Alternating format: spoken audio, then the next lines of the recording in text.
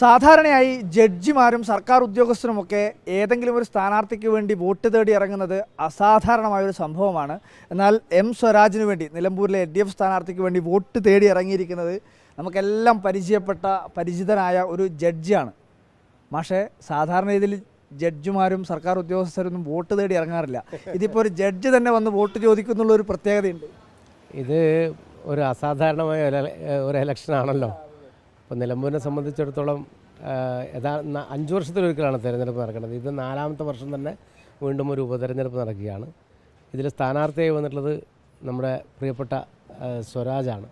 അതാണ് ഇതിൻ്റെ ഒരു മെറിറ്റ് എന്ന് പറയുന്നത്. നല്ല ഒരു പ്രഭാഷകൻ, ചാനൽ ചർച്ചകളിലൊക്കെ നമ്മൾ ശ്രദ്ധിക്കുന്ന ഒരു മുഖമാണ്.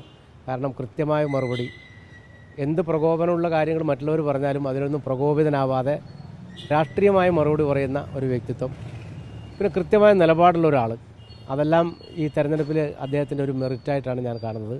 അതുകൊണ്ട് തന്നെ ആണ് ഞാൻ ഈ നിലമ്പൂരിലേക്ക് വന്നത്. ഈ തെരഞ്ഞെടുപ്പിൻ്റെ സമയത്ത് ഇവിടത്തേക്ക് എത്തി ഒരുപാട് വോട്ടർമാരെയൊക്കെ നേരിൽ കണ്ട് വോട്ട് ചോദിച്ചു കഴിഞ്ഞോ? ഇതിനകം തന്നെ ഞാൻ കുടുംബയോഗങ്ങളിൽ പങ്കെടുത്തു, അതുപോലെ തന്നെ LDFൻ്റെ ബൂത്ത് കൺവെൻഷനിൽ പങ്കെടുത്തു.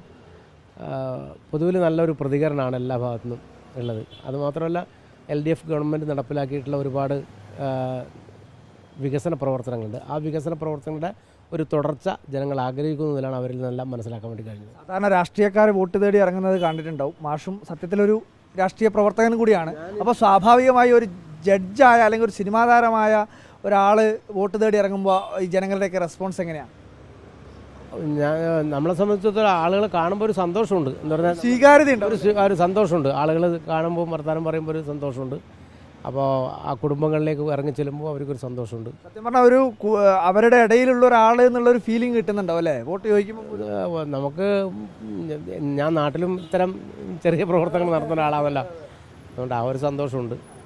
എന്തായാലും വിജയം തന്നെയാണ് ഇവിടെ നിന്ന് മനസ്സിലാക്കാൻ വേണ്ടി പറ്റുന്ന കാര്യം. എം സ്വരാജിൻ്റെ സ്ഥാനാർത്ഥി പ്രഖ്യാപനത്തോടു കൂടി ഇതിൻ്റെ ഒരു ട്രെൻഡ് മാറിയിട്ടുണ്ട്. അതൊരു യാഥാർത്ഥ്യമാണ്. ഏകദേശം എന്തായിരിക്കും ഇതിൻ്റെ ഒരു റിസൾട്ടായി മാഷ് പ്രതീക്ഷിക്കുന്നത്? ഇവിടെയുള്ള ഒരു പൾസ് മനസ്സിലാക്കി ഒരു ആഗ്രഹം നമ്മളല്ലേ പറയുന്നത്, സ്വരാജ് ജയിക്കുക എന്നുള്ളത് തന്നെയാണ്. അതിപ്പോൾ നിസ്സാരമായ വോട്ടിനാണെങ്കിലും ജയിക്കുമെന്നുള്ളത് തന്നെയാണ്. ജയിക്കുമെന്നുള്ളത് തന്നെയാണ്. അതെ അതെ. എന്തായാലും ഇത് കുഞ്ഞികൃഷ്ണൻ മാഷ് ഒരു സിനിമാ താരമാണ്, ജഡ്ജാണ്. ആ ജഡ്ജ് എന്ന വേഷത്തിലൂടെ വലിയ പരിചയം നേടിയിട്ടുള്ള ആളാണ്. ആ കുഞ്ഞികൃഷ്ണൻ മാഷാണ് എം സ്വരാജിന് വേണ്ടി നിലമ്പൂരിൽ വോട്ട് തേടി ഇറങ്ങിയത്. കുടുംബയോഗങ്ങളിൽ പങ്കെടുത്തു, പ്രസംഗിച്ചു, ജനങ്ങളോട് സംവദിച്ചു.